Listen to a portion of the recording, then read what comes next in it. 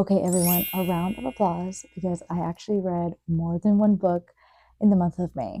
I read 3 books and I'm so proud of myself because my only goal for the month of May was to read at least more than one book, and I definitely did that. Bloodmarked is book 2 in the Legendborn cycle by Tracy Deonn, and the emotional roller coaster that I went through this book was very purposeful and intentional by the author. And if you don't get angry in some parts of this book, then you totally missed a mark. It goes through what I call a real self-discovery moment in this book to uncover why she really is a part of the secret society and why by blood she has every right to be there.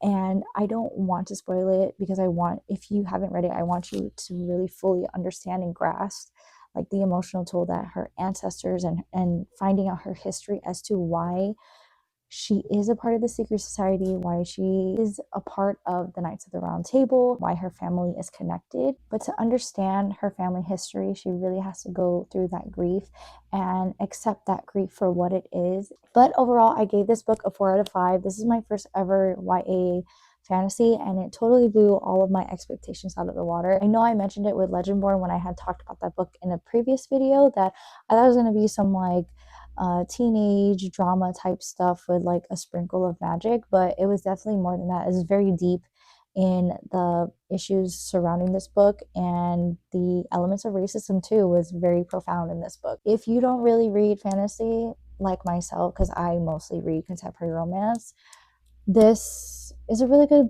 series to start off with because it's action packed, in my opinion, deep conversations that had to be had throughout the book. Overall, a 4 out of 5 for me. Second book I read was Twisted Night, and let me tell you, I have never heard of this author before. I just kind of picked it up randomly at the library. It was displayed, and I regret nothing.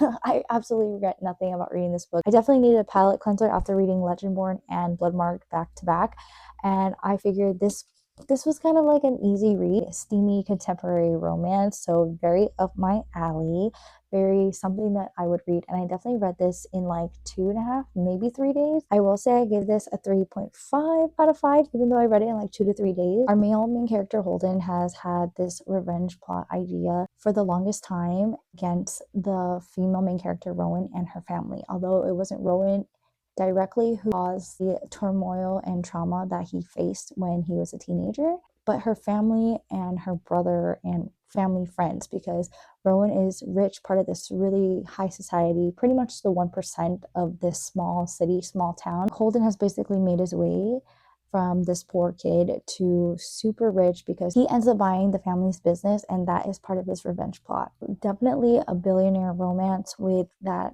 grumpy, distant male main character. Interactions between these two are very feisty because Rowan is very independent, very outspoken, besides when it comes to her brother and her family, but very outspoken and spitfire when it comes to interactions or conversations with Holden. So the banter between them was kind of intense because it's like they hated each other, especially Rowan, because Holden is buying her family's business, which she pretty much had no say in, so she hates him for it. They already start off with this like negative relationship to begin with. I give it a 3.5 out of 5 because it felt like the revenge portion of it was dragged on for so long, and we haven't even got to that part yet because this book ended on a cliffhanger, and this is not an interconnected like standalone series that I usually read. The second book of this series comes out in October, so I was kind of like, wait, that's why it kind of dragged on, because their story is not over. There's more to come in the second book. So that's kind of why I gave it a 3.5, because I kept wondering, okay, when is this going to happen? When is he going to do his big reveal, this big revenge plot? When is he going to drop the ball on her brother who caused this traumatic event to happen when he was a teenager?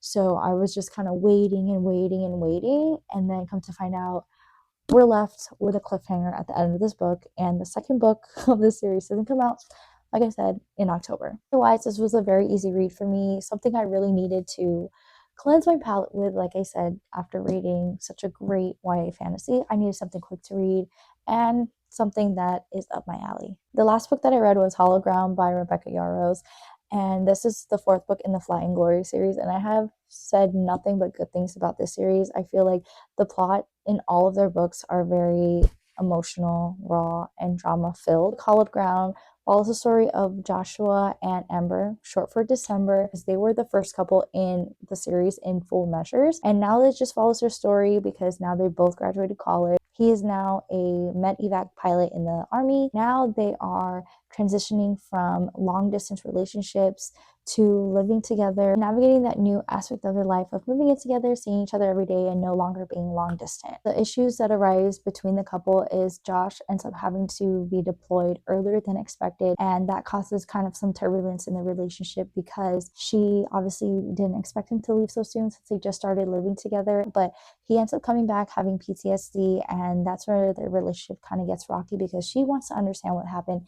Of course, he doesn't want to say anything or bring any attention to what happened in Afghanistan. I gave this book a 4 out of 5. All of the books in this series I've given a 4 out of 5. But if you're sensitive to mentions of grief, depictions of war, and PTSD, I would tread lightly because it is mentioned in here. Also, I didn't get the name of the book and why it was called that until it was mentioned, and I was like, oh, that makes sense for Hallowed Ground. So if you already can guess why it's named Hollow Ground, then you're better than me because once it was mentioned, I felt like an idiot. I was like, oh, Hollowed Ground. Yeah, that's sad. I gave this book, like I said, a 4 out of 5. Really enjoyed it, and I can't wait to finish the last book in this series. Let me know if you read any of these. If you have, tell me how you feel. Tell me how you felt, I guess, in the comments below. Anyway, thank you so much for watching. If you stayed to the end, I greatly appreciate it. As a mom of 3, I am trying but failing as well to be consistent with my booktube content, bookish content, if you will. But I'm trying. So if you guys watched the end, thank you so much. And I will see you in my next one. Okay, bye. Oh.